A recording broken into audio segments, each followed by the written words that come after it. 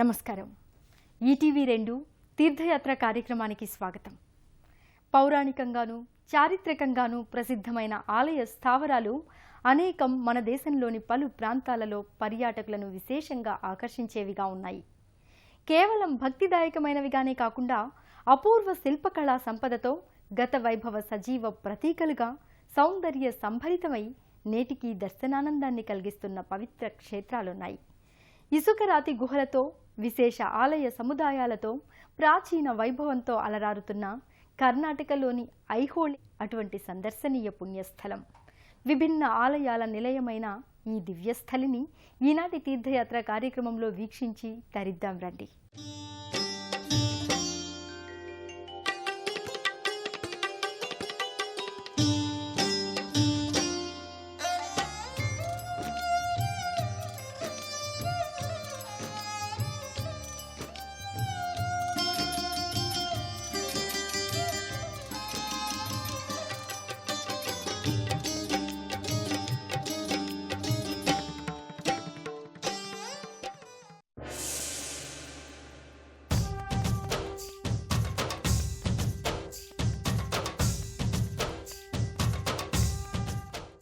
ఒకప్పటి చాళుక్యుల రాజధానిగా ఉన్న ఐహోళలోని అతి ముఖ్యమైన దేవాలయం శ్రీ దుర్గామాత ఆలయం.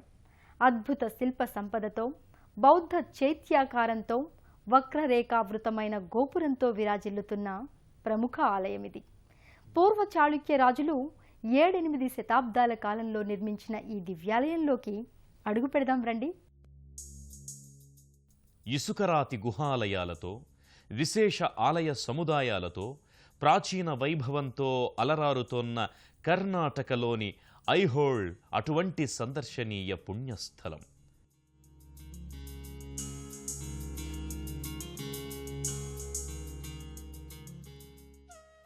ఐహోళ్లోని శ్రీ దుర్గామాత ఆలయం అద్భుత శిల్ప సంపదతో, బౌద్ధ చైత్యాకారంతో, వక్రరేఖావృతమైన గోపురంతో విరాజిల్లుతోన్న ప్రముఖ ఆలయం. సర్వస్వరూపే సర్వేషి సర్వలోక నమస్కృతే భయే భస్త్రాహినో దేవి దుర్గాదేవి నమోస్తుతే అని స్తోత్రం చేసే దుర్గామాతకు 7 లేక 8వ శతాబ్దిలోనే పూర్వ చాళుక్యులు నిర్మించిన రాతి దేవాలయం కర్ణాటక రాష్ట్రంలో బాగల్కోట్లోని హంగుండ్ తాలూకా ఐహోళ్ ఉంది. బాదామికి 14 కిలోమీటర్ల దూరంలో ఈ క్షేత్రం ఉంది. మలప్రభా నదీ తీరాన పలు రాజవంశస్థుల నిర్మాణ చిహ్నాలతో, ప్రాచీన ఆలయాలతో దుర్గామాత ఆలయమే ప్రధానంగా చారిత్రక ప్రదేశంగా కూడా భాసిల్లుతోంది. పట్టడ్కాల్కు తూర్పున ఉత్తర కర్ణాటకలోని ప్రసిద్ధ యాత్రాస్థలంగా, బాదామికి పశ్చిమంగా, బెంగళూరుకు 400 కిలోమీటర్ల దూరంలో ఉన్న ఈ ఐహోళ్ పర్యాటకులకు ఆకర్షణీయ స్థావరంగా ఉంది. యునెస్కో చేత ప్రపంచ వారసత్వ స్థలంగా ఐహోళ్ గుర్తించబడింది.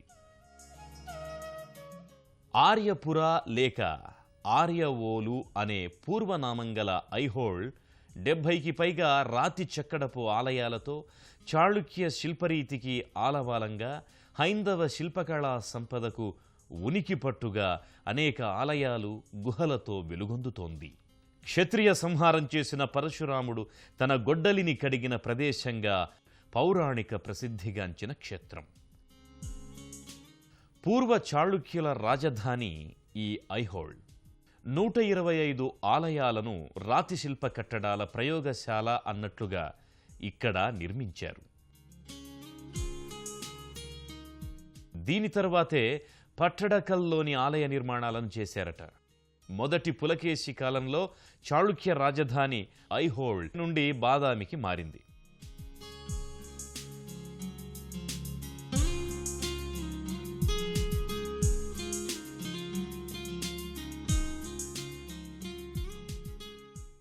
మొదటి దశలో 6వ శతాబ్దంలోనూ, 2వ విడత 12వ శతాబ్దంలోనూ ఆలయ సముదాయాల నిర్మాణం జరిగినట్లు చారిత్రక ఆధారాలున్నాయి.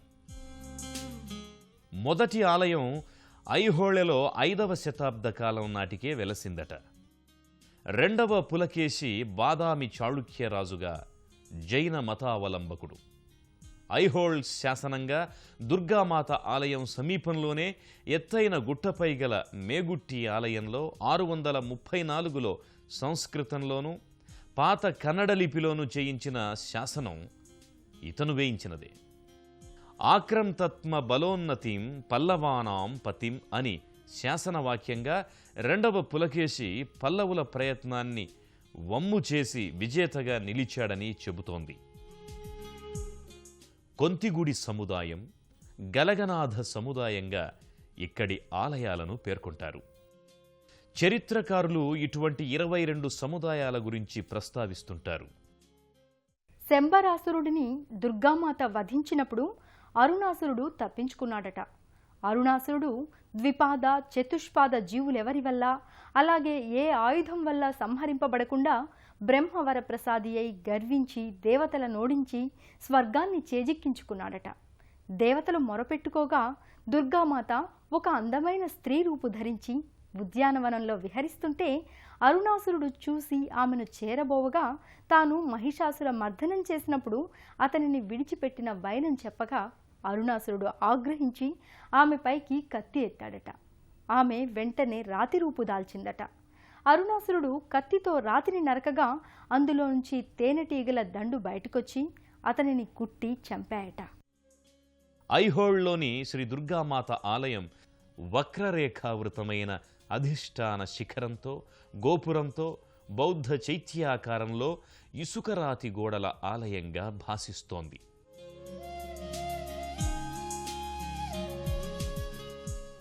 అందమైన ప్రకృతి వాతావరణంలో ఆలయం చెక్కిన రాతి స్తంభాలతో, నునుపైన బల్లపరుపు పైకప్పుతో, గోడలో కలిసిన చతురస్రాకారపు స్తంభాలతో, అర్ధవృత్తాకృతి నడవతో, లోన గర్భాలయంతో ఆకర్షణీయంగా ఆకట్టుకుంటూ ఉంటుంది.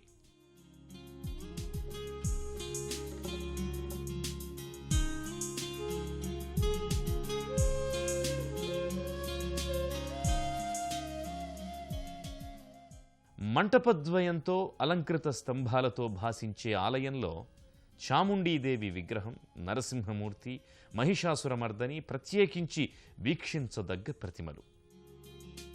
ప్రవేశ ముఖద్వారం ముందు వసార, ప్రదక్షిణాకృత ప్రాంగణం, గోడ మూల వేదికలకు అప్సరోభామినులు, వరాహ నృసింహావతారమూర్తులు, అలంకృతమై చెక్కిన స్తంభాలకు కాముక మిథున జంటలు, మండపం పైకప్పుకు మెలికలు తిరిగిన సరీసృప శరీరపు నాగప్రతిమ, స్తంభాలకు శివపార్వతులు ఒక అలౌకిక ఆనందానుభూతి ప్రపంచంలోనికి పర్యాటకులను ఆకర్షిస్తాయి.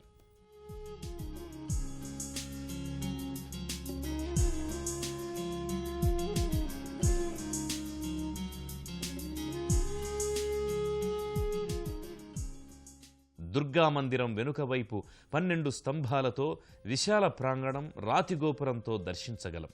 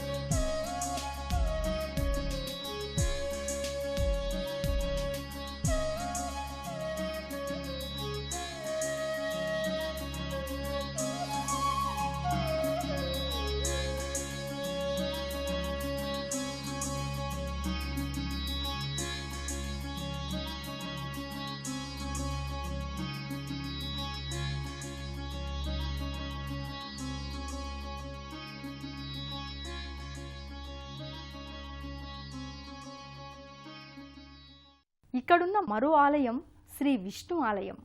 కళ్యాణ చాళుక్యుల కాలంలో నిర్మించిన ఆలయం ఇది. మనోహరమైన రాతి స్తంభాలు, కట్టడాలతో అలనాటి రాజుల ధార్మిక పిపాసకు గుర్తులా ఉన్న ఈ ఆలయంలోకి అడుగు పెడదాం రండి. ఇక్కడి విష్ణు ఆలయం కళ్యాణ చాళుక్య శిల్పరీతిలో 11వ శతాబ్దం నాటి నిర్మాణంగా గర్భాలయంలో విష్ణు ప్రతిమతో ఉంది. విష్ణువు ఆలయం మూలవేదికలు దృఢంగా బలిష్టమైన స్తంభాలతో గజాలంకృత ప్రవేశద్వారంతో కానవస్తుంది.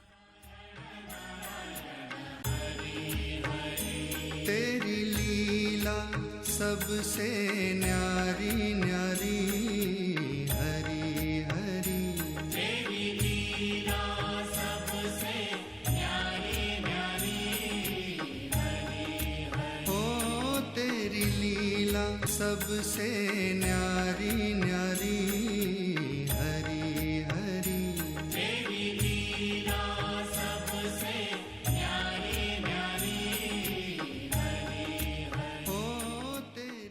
సూర్యుడు, మహిషాసురమర్దని శిల్పాలు ఆవరణలో ఉన్నాయి. 12వ శతాబ్ది నాటి సంగమంత గుడి, బ్రహ్మాలయం ఉన్నాయి. రామలింగాలయంలో నేటికి పూజలు జరుగుతున్నాయి.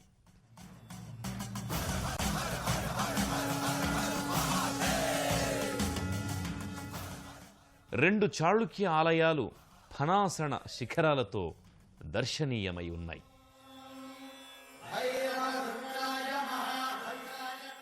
8వ శతాబ్దపు శివాలయంలో సప్తమాతృకలను దర్శించవచ్చు.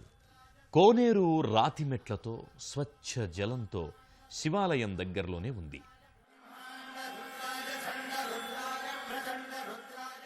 నల్లరాతి శివలింగం పానవట్టంతో గర్భాలయంలో రాతి మండపంతో కానవస్తుంది.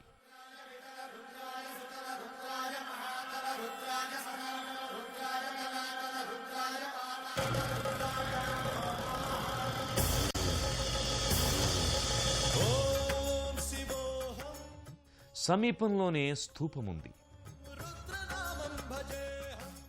నాదర్ ఆలయంగా చెప్పబడే రాతి ఆలయం కలశంతో, హంసాకృత రాతి స్తంభాలతో, హంస తోరణంలో రాతి గోడకు గణపతి మూర్తితో దర్శనమిస్తుంది.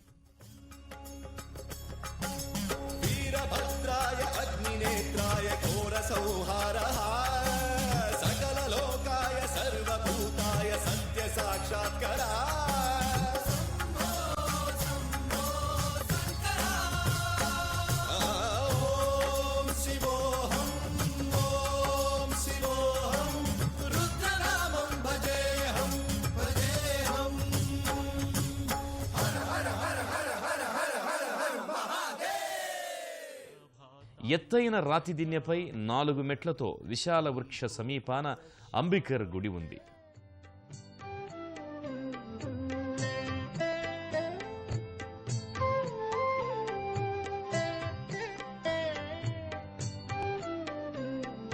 చాంపేయ గౌరార్థ శరీరికాయై కర్పూర గౌరార్థ శరీరకాయ చాంపేయ గౌరార్థ శరీరికాయై కర్పూర గౌరార్థ శరీరకాయ ధమ్మిల్లకాయై చ జటాధరాయ ధమ్మిల్లకాయై చ జటాధరాయ. ఆలయాలన్నీ రాతి నిర్మితాలే.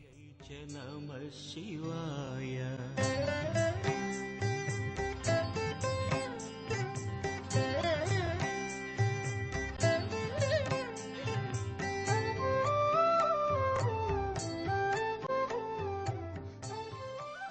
ఇక్కడున్న మరో ప్రసిద్ధాలయం శ్రీ మల్లికార్జున స్వామి ఆలయం. 8వ శతాబ్దం నాటి ఆలయంగా ఖ్యాతికెక్కిన ఈ ఆలయంలో మరో కొన్ని ఆలయాలు అలరాడుతున్నాయి. ఆ దివ్యాలయ విశేషాలను మనం ఇప్పుడు తెలుసుకుందాం పదండి. మల్లికార్జున సముదాయంలో 5 ఆలయాలున్నాయి. కస్తూరికా కుంకుమ చర్చితాయై చితారజః పుంజ విచర్చితాయ కస్తూరికా కుంకుమ చర్చితాయై చితారజః పుంజ విచర్చితాయ కృతస్మరాయై వికృతస్మరాయ कृतस्मरायै विकृतस्मराय नमः शिवायै च नमः शिवाय।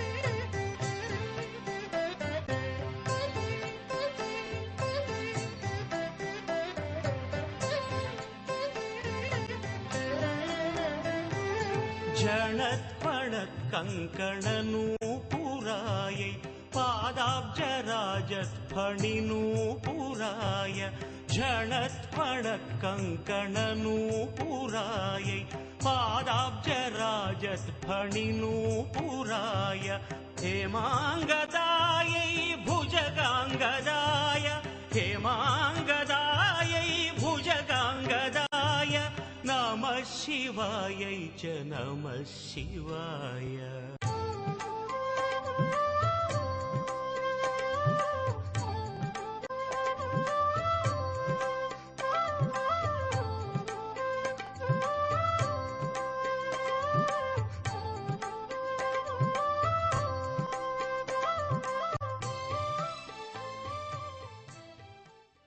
మల్లికార్జునాలయానికి చెందిన పుష్కరిణి కానవస్తుంది.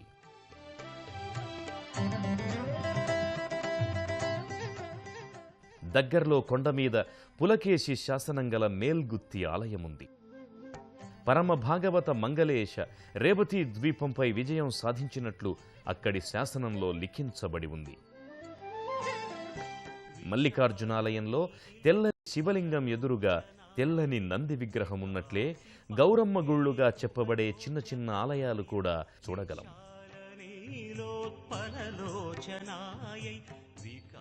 జ్యోతిర్లింగ సముదాయంగా 16 చిన్న చిన్న గుడులు ఇక్కడి సముదాయంలో ఉన్న వాటిల్లో పలు శిథిలావస్థలో ఉన్నాయి. చిన్న పరశురాముడి గుడి ఉంది. నమః శివాయై చ నమః శివాయ.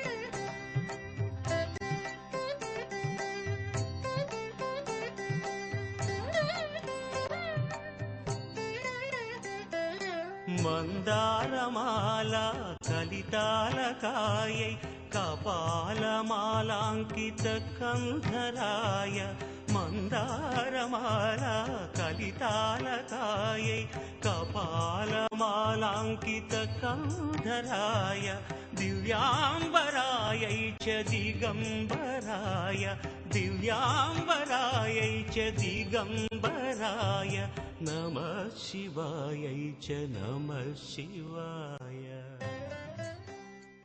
బహిరావణ మంటపంలో శివలింగంతో ఎదురుగా నందిమూర్తితో శివాలయాలు చిన్న చిన్న గుడులుగా అనేకమున్నాయి.